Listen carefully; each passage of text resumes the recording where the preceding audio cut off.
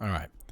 So this one was just brought on by a little tiny bit of self-reflection. Too much is way dangerous. Call that being gratuitously pensive. It's always my favorite phrase for that. But this one kind of just hit me. I was searching through a handful of topics I had written down to talk on the podcast about. And as I was going through those, I thought about recently I did a episode of the CrossFit podcast with Denise Thomas. So appreciate her having me on. I don't know if that'll see the light of day. And if it does, I'll be interested to see the general feedback from that. But in it, she does this like quick rapid fire, Q&A. She asks you a question. You just got to bang, answer the first thing that comes to your mind. And one of the questions I think she asked might have been like, what are you scared of? What do you fear the most? And it kind of took me a second. Not something I think about a ton. And I think I said something to the extent of like being a burden as a teammate. And I just had a lot of moving parts and this popped up into my head for a couple of reasons. This today and this week, but life has had a few more moving parts than normal. A lot of travel, Cassandra and I, traveling different directions, juggling the dogs, trying to catch up and see friends, get a lot of work done, starting new projects, all that kind of stuff. And, and then I spent some time out in Aromas, California at the ranch, for those that know, where they hosted the first CrossFit Games and the second and the third, 07, 08, and 09, a long time ago. And I was out there doing some work, just some various workout testing for the games. And anyway, what I was thinking about was, in this response of like, what am I afraid of, being a burdensome teammate, being a burden on a team, and even in my own work. And this is something that really bothers me, I think, because like fundamentally, I want to be someone who people look at and they think, oh yeah, I'd love to pick him for my team. Or if they had to pick a team and, I was a potential candidate, they'd be really excited to pick me as a teammate. For multiple, for more than a single reason. I don't just want to be like a one-trick pony. And I definitely have like a handful of feelings around this and maybe some confidences, maybe some insecurities. But as I was thinking about this fear of mine, like being a burden on a team, I was just kind of like looking at like what's happened over the past week and, how I've handled certain things going on in my home life, things going on in my work life. And I think one of the places that this fear stems from is that I'm pretty shitty at asking for help. I'm getting better at it. I've definitely gotten better at it as I've gotten older, or maybe I haven't gotten better at asking for it. I've gotten better at accepting it. Maybe I even haven't gotten better at that, but I notice when somebody's trying to give it, and I try to be more conscious of just like letting them do it. It's sometimes like you're in the middle of something and maybe somebody just starts helping with a task, or they say, hey, can I help? And you're like, no, it's fine. You're just like totally fucking overwhelmed. I feel like I've gotten better at just saying like, yeah, go ahead. Absolutely. And I'll go, do this other thing. We're home visiting. We were visiting Cassandra's parents. And one of the things we all love to do is we all love to cook together. And I really like to cook. And it's not that I don't think anyone else can do a good job. It's I just love doing it. It's like one of my favorite things to do. It's cathartic for me. It's meditative.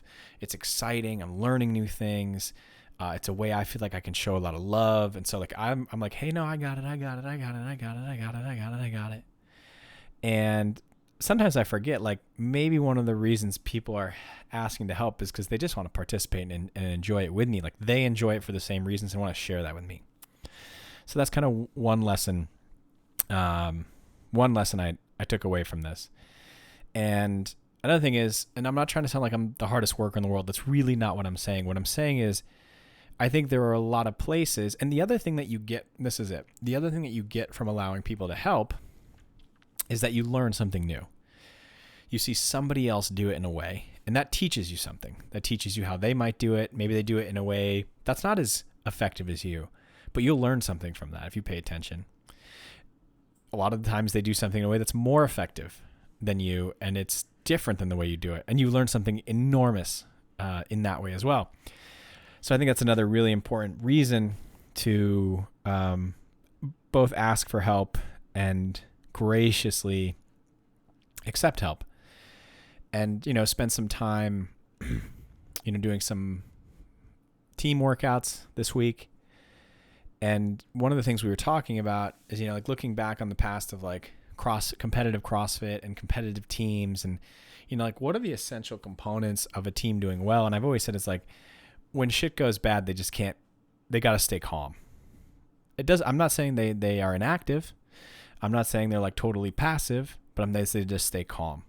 And because the answer never is all right, well, shit's going bad. Let's first assign a ton of blame because that will fix the problem. That will not fix the problem. And I've told some stories about this before, but one of my favorite times from when I wasn't competing and I was working for CrossFit, I was doing commentating.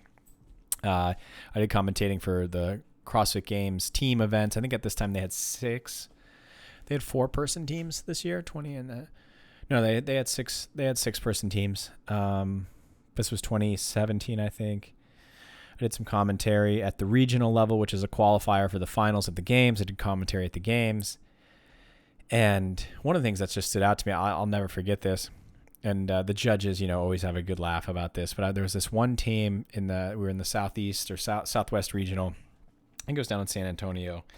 And there's just this one team, and for the final event, they needed to do well, and they were on the cusp of qualifying to the games. And they come out, and they're all in these very similar outfits, and they're all done up, and they looked great, and they had this great foot forward. And it was a workout where they all had to move a single object at the same time. In the CrossFit, it's we call it the worm. It's this, it's a giant sandbag shaped like a log. But it like the name implies, it it articulates really well, and it can be a little unpredictable and a little unwieldy if your team isn't coordinated and paying attention.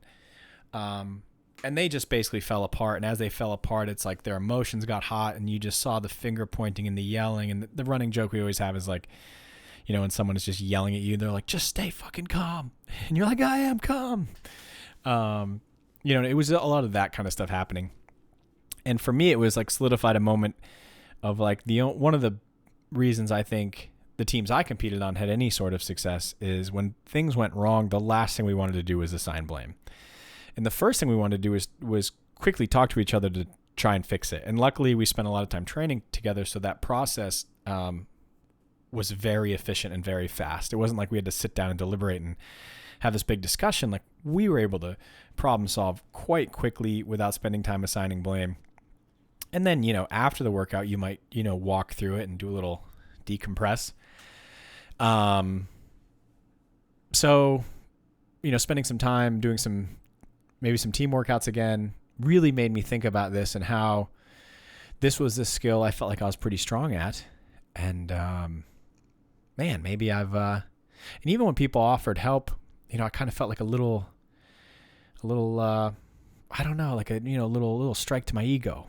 But, man, it is a really good lesson. So, learning, and I got better at it and just in identifying this and thinking about it. But yeah, 1, learning how to graciously accept help, and 2, learning how to ask for help, because this is also an art, just standing there and, crying wolf or screaming, help, help, help, in most of the things we deal with is not a great way. It's important for you to know both what you're strong at, what you're weak at, and what you might need in the moment, and be able to articulate that effectively, I think is a really important skill when it comes to asking for help. And it also just, I think one of the other things about is the better you become at it is the less embarrassed you are by it. And I think a lot of the lash outs I see when people have a hard time asking for help or they're in a tense moment is that they're just freaking embarrassed that they've screwed something up or can't do something, and they want to hide it, so instead of just accepting hey man, you made a mistake, you might, or you are cruising for a bruising, there might be an incoming mistake and you just need a little extra support. Totally normal to ask for that help. And I think the more comfortable you can get with that, the faster you are to be able to react to problems and move forward. So that was just something that was on my mind, and I needed a little checkup on personally, because like I said, just a lot of moving parts, traveling, big things going on, a lot going on at work, personal life, managing the pups, all that stuff. And, just trying to do I don't like to say do too much, because it's like, if you feel like you're doing too much, just get other people to help you, make it. And Cassandra and I have talked about this for years. It's like, if you are struggling, you got to build a stronger team. And sometimes the best advice we give is the advice we need. So that's where I was at this week. But yeah, not only learning how to graciously accept help when given, but identifying your strengths, your weaknesses, learning how, not only learning to ask for help, but learning how to ask for help, so you can communicate that stuff clearly. Because a lot of times, I think if we don't really understand that and we ask for help, we have like this expectation that the other person, I've asked for help, you should know exactly what I need. And looking back at it, you're like, oh, I didn't ask for help very well. That was actually pretty fucking unclear.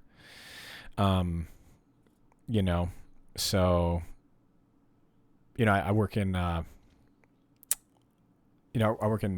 one of the things I do at work is I work with product and engineer, software engineering teams. And we joke sometimes, like you get like a product support ticket and it's like, hey, this is broken, can you fix it? And it's like how challenging that can be to attack. Like, it's exactly asking for help. It's perfect. It's what you need. But as far as like giving some insight into the true expectation and need, leaves you with some question marks, and that can be tough.